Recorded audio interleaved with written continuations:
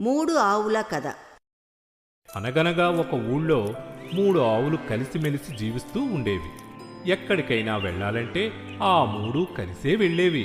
దగ్గర్లో ఉన్న అడవికి మేతకు వెళ్ళినా కలిసే మేతకు వెళుతూ ఉండేవి. ఒకరోజు అడవికి ఆ 3 ఆవులు ఎప్పట్లా మేతకు వెళ్ళాయి. వాటిల్లో అవి కబుర్లు చెప్పుకుంటూ గడ్డి తింటున్నాయి. ఇంతలో ఓ సింహం గాండ్రిస్తూ అక్కడికి వచ్చింది. దూరంగా మేత మేస్తున్న ఆవులను చూడగానే దానికి నోరు ఊరింది. ఆహా, ఈరోజు నాకు మంచి విందు భోజనం దొరికింది. ఈ ఆవులు చాలా పుష్టిగా ఉన్నాయి. వీటిని చంపి నా ఆకలి తీర్చుకుంటాను అని సింహం ఆశగా అనుకుంది. ఆ సింహాన్ని గడ్డి మేస్తున్న ఆవులు చూశాయి.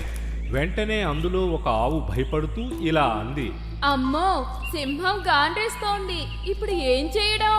అందులో ఒక ఆవు ఏమాత్రం భయపడకుండా ఇలా అంది, మిత్రులారా, మీరు భయపడవద్దు. మనందరం ఐక్యమత్యంగా ఉంటే ఈ అడవిలో ఏ జంతువులు మనల్ని ఏమీ చేయలేవు. నేను చెప్పినట్లు చెయ్యండి.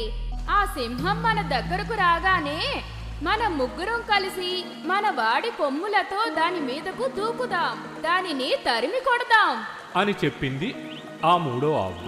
నీ ఆలోచన బాగుంది, నువ్వు చెప్పినట్టుగానే చేద్దాం అనగానే అన్నీ ఒకే నిర్ణయానికి వచ్చాయి. అంతే, సింహం తమ మీద దూకే లోపునే 3 ఆవులు కలిసి సింహం మీదకి దూకాయి. తమ వాడి కొమ్ములతో సింహాన్ని పొడిచాయి. సింహానికి ఎదురుదాడి చేసే అవకాశం ఇవ్వకుండా ఆవులు దాడికి దిగాయి. సింహం వాటి దాడికి ఎదురు నిలవలేక భయపడి పారిపోయింది. ఆ విధంగా ఆవులు తమ ప్రాణం కాపాడుకున్నాయి. అయితే సింహం వాటిని విడిచిపెట్టలేదు. శారీరక బలంతో సాధించలేనిది బుద్ధి బలంతో సాధించవచ్చు అని దానికి తెలుసు. అందుకే తన మిత్రుడైన నక్కను కలిసి జరిగిందంతా చెప్పి ఐకమత్యంగా ఉన్న ఆ 3 ఆవులను విడదీసే బాధ్యత నక్కకు అప్పగించింది. వెంటనే నక్క విడివిడిగా ఉన్నప్పుడు ఒక్కో ఆవుని కలిసి మిగిలిన వాటిపై ఒక్కో రకంగా చాడీలు చెప్పసాగింది.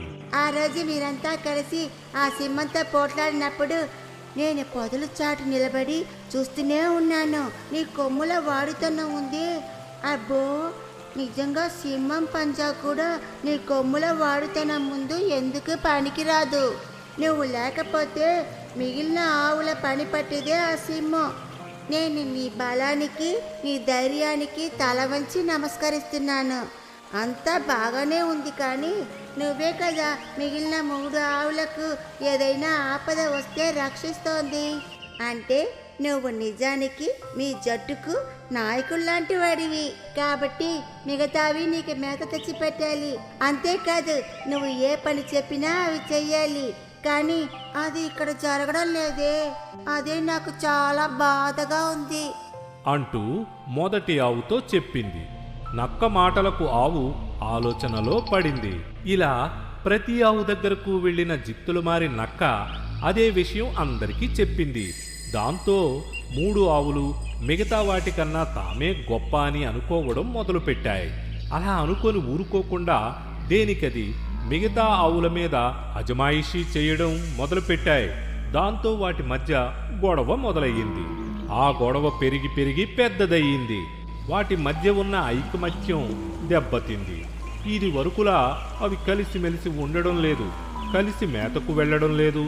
ఎవరికి వారుగా విడిపోయి వేరు వేరు ప్రాంతాలలో మేత మేయసాగాయి. వాటి మధ్య ఇదివరకు ఉన్న ఐక్యత ఇప్పుడు లేదు. తను అనుకున్నది జరిగినందుకు సింహం ఆనందించింది.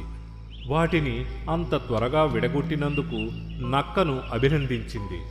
ఇంకేముంది, అదును చూసుకుని ఒక్కొక్క ఆవు మీదకు లంఘించి వాటిని మట్టు పెట్టింది సింహం.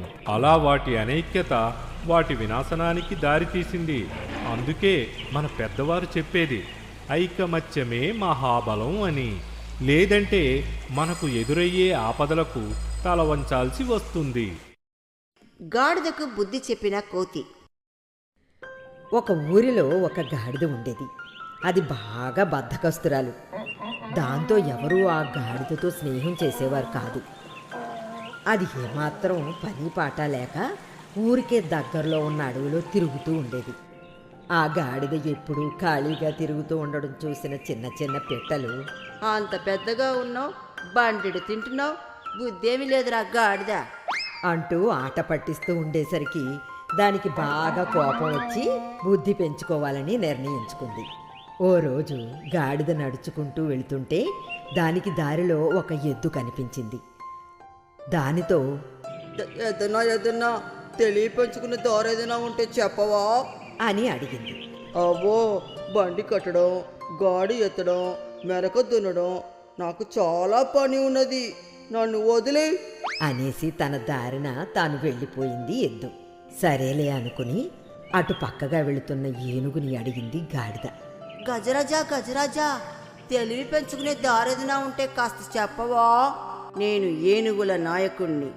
నా వాళ్ళంతా చెరువు ఎండి త్రాగడానికి నీరు లేక అలమటిస్తున్నారు. ముందుగా వారిని ఓ పెద్ద చెరువుని వెతికి వాళ్ళని అటుగా నడిపించాలి. ఇప్పుడు నాకు తీరిక లేదు, తర్వాత కలువు అనేసి వేగంగా వెళ్ళిపోతుంది గజరాజు. తర్వాత వేగంగా పరుగులు తీస్తున్న చీమతో చీమ చెల్లి, నాకు బుద్ధంటే ఏంటో చెప్పవా? అంది ఆ గాడిద.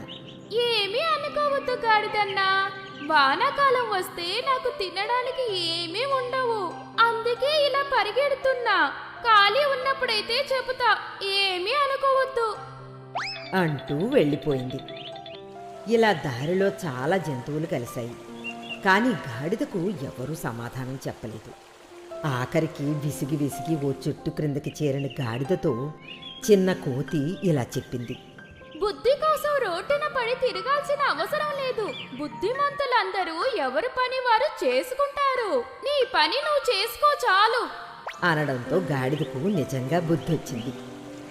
అప్పటి నుంచి తన పని తాను చేసుకుంటూ మూటలు మోయడంలో యజమానికి సహాయపడుతూ ఎవరితోనూ మాట్లాడకుండా హాయిగా జీవించింది.